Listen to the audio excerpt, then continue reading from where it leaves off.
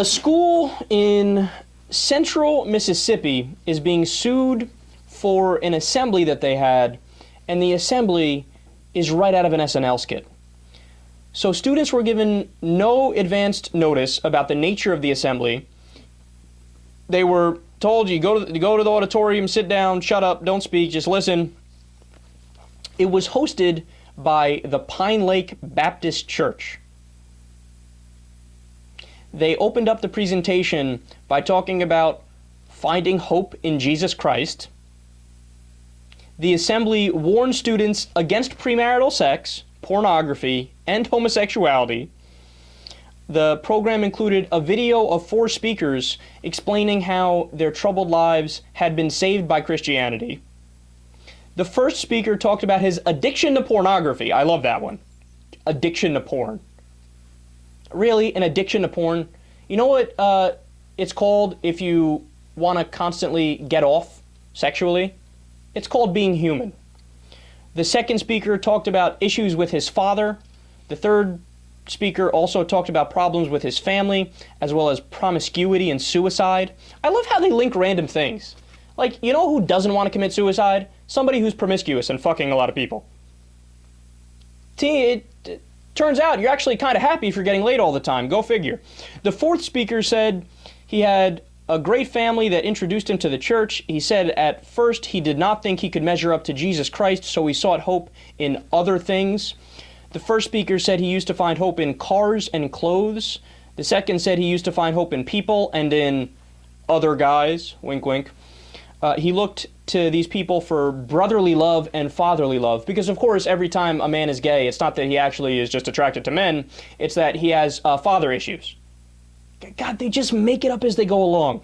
He said he then struggled with suicidal thoughts and resorted to cutting himself.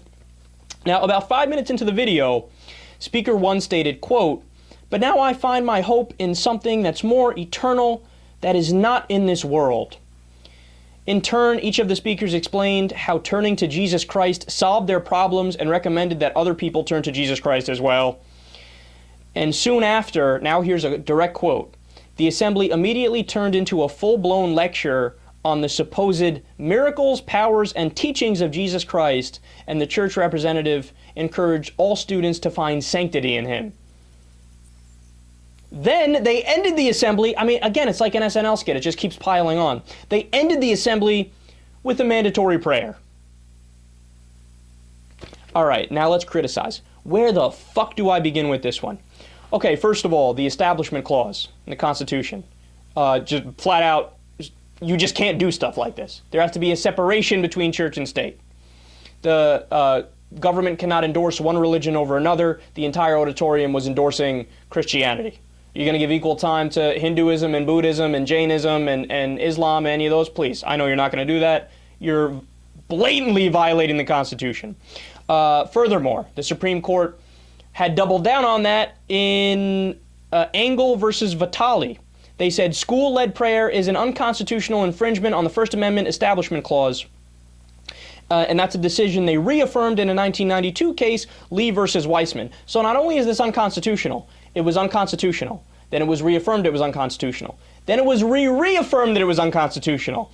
Now, if the kids had decided themselves in their own school group that they want to end in a prayer, that's fine. You can't have authority leading the prayer, because that is the government. The public school is the government. God, they're so dumb. And then on top of that, think about, imagine just for a second you held an assembly with a different religion. Today we'll be talking about how great it is to have Hercules and Zeus and Thor in your life. I don't know whether it's the Greek gods, Roman gods, whatever it is. But let's talk about how wonderful, and they bring us, let's worship the pagan gods of the sun and the waves. And everybody would laugh you out of town, right? Or today we'll be discussing the Bhagavad Gita. Inconceivable they do it. Or today we're discussing the Quran and how Allah is the only way. Oh, there would be a right-wing explosion. They would go nuts. Peter King would have 7 hearings about how the Muslims are infiltrating in the Muslim Brotherhood, and oh my God, what are we going to do? Let's attack every Muslim country. And then, look, last point on this. You know what's amazing to me even the content of the Christian discussion was super depressing. It's everybody's like, I have so many problems, bro, and like I hate my life and I don't understand my sexuality and like and then I turned to God and everything was better. Yes, it's great. I want to have orgies with Jesus. I think that's incredibly telling, because what does it show you?